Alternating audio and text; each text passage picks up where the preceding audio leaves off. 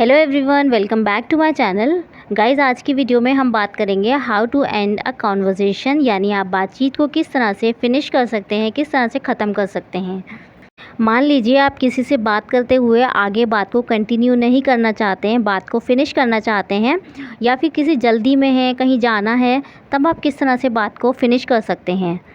हमेशा पोलाइट रहिए, पोलाइट तरीके से बात को आप ख़त्म कर सकते हैं ताकि जिससे आप बात कर रहे हैं उसे बुरा भी ना लगे, और आपकी बात ख़त्म करने का अंदाज़ रूड नहीं होना चाहिए। आप पोलाइट तरीके से बात को फिनिश कर सकते हैं। अब आप चाहे कॉल पर बात कर रहे हैं या चैट कर रहे हैं या फ़ेस टू फेस बात कर रहे हैं, तो इस वीडियो में मैं आपको कुछ ऐसे फ्रेजेस बताऊंगी जिससे आप बात को पोलाइटली फिनिश कर सकते हैं। तो चलिए स्टार्ट करते हैं। फर्स्ट फ्रेज़ है sorry I have got to go. इसका मतलब होता है सॉरी यानी खेद है, मुझे जाना है, यानी आपको कहीं जाना है, तब आप इस तरह से बोल सकते हैं I have got to go. या फिर आप कह सकते हैं I should get back to work, यानी मुझे अपने काम पर वापस जाना चाहिए। मान लीजिए आप कुछ काम कर रहे हैं और काम करते हुए आपकी कॉल आ जाती है या आपसे कोई मिलने आ जाता है, तब आप इस तरह से बोल सकते हैं I should get back to work, यानी मुझे अपने काम पर वापस जाना होगा या जाना चाहिए। या इसकी जगह पर आप कह सकते हैं I have to get back to what I am doing. इसका मतलब होता है जो काम मैं कर रही हूँ या कर रहा हूँ उस पर मुझे वापस जाना है, यानी जो काम आप पहले कर रहे थे उसी को कंटिन्यू करना है। नेक्स्ट फ्रेज़ देखते हैं, I am sorry to cut you off, actually I got a run. इसका मतलब होता है आई एम सॉरी यानी मुझे माफ़ करना या मुझे खेद है, मैं तुम्हें यहाँ रोक रही हूँ। कट ऑफ का मतलब होता है रोकना।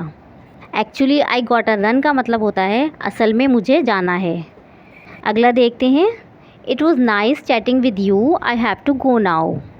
तुम्हारे साथ चैट करना बहुत अच्छा लगा, यानी बहुत अच्छा था। I have to go now यानी अब मुझे जाना है। या फिर आप कह सकते हैं आई थिंक दैट्स ऑल। इसका मतलब होता है शायद ये हो चुका, मतलब हमने सारी बातें कर ली हैं, आप बात को ख़त्म करने के मूड में हैं, तब आप कह सकते हैं आई थिंक दैट्स ऑल। या इसकी जगह पर आप कह सकते हैं I think we have covered everything, मतलब शायद हमने हर चीज़ कवर कर ली है, यानी आपने सारी बातें कर ली हैं, तब आप इस तरह से कह सकते हैं और बात को ख़त्म कर सकते हैं I think we have covered everything. ये भी बहुत अच्छा फ्रेज़ है जिसके थ्रू आप बात को पोलाइटली एंड कर सकते हैं।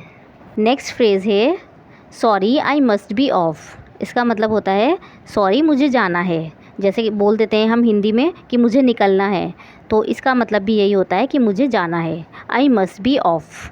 इसी तरह का एक और देखते हैं, I have to rush off now. इसका मतलब भी सेम है कि मुझे निकलना है, मुझे जाना होगा, I have to rush off now. तो इस तरह से आप मुझे जाना है इसको अलग अलग तरीके से अलग अलग सेंटेंस में बोल सकते हैं।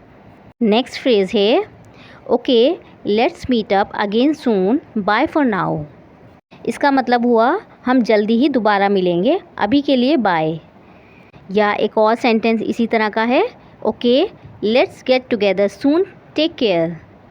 यहाँ पर आपने बाय ना कहकर टेक केयर बोला है, तो ये भी बहुत अच्छा फ्रेज़ है। इसका मतलब होता है कि हम जल्दी ही एक साथ होंगे, एक साथ टाइम स्पेंड करेंगे। इस तरह का सेंटेंस बोलकर आप बात को ख़त्म कर सकते हैं। अगला सेंटेंस है वेल इट्स गेटिंग लेट, यानी अच्छा देर हो रही है। जैसे हम हिंदी में भी बोल देते हैं अच्छा देर हो रही है, तो इस तरह से हम इंग्लिश में बोलेंगे well it's getting late. Next phrase आप बात को ख़त्म करने के लिए बोल सकते हैं I would better let you go now. इसका मतलब होता है बेहतर होगा कि मैं आपको अभी जाने दूँ। इस तरह का सेंटेंस बोलकर आप ये बताना चाहते हैं कि आपको जाना है, आप बात को फर्दर कंटिन्यू नहीं कर सकते, आप जल्दी में हैं, तब आप इस तरह का सेंटेंस बोल सकते हैं। अगला देखते हैं, well I want keep you any longer. इसका मतलब होता है अच्छा मैं तुम्हें अब नहीं रोक सकती, यानी अब आप आगे बात को कंटिन्यू नहीं कर सकते, आपको जाना है इसलिए आप उनको भी जाने के लिए बोल रहे हैं। नेक्स्ट सेंटेंस आप कह सकते हैं nice to meet you, let's catch up soon. जैसे हम बोल देते हैं कि आपसे बात करके अच्छा लगा, जब हम बात को ख़त्म करते हैं तब आप इस तरह के फ्रेजेस बोलते हैं। तो पोलाइट तरीके से बात को ख़त्म करने के लिए भी आप इसका इस्तेमाल कर सकते हैं। आप कह सकते हैं nice to meet you, let's catch up soon. इसका मतलब होता है कि आपसे बात करके अच्छा लगा और हम जल्दी ही दोबारा से मिलेंगे। या इसकी जगह पर आप एक और फ्रेज़ यूज़ कर सकते हैं। आप कह सकते हैं it's been a pleasure talking to you. इसका मतलब भी सेम है कि आपसे बात करके खुशी हुई, आपसे बात करके अच्छा लगा।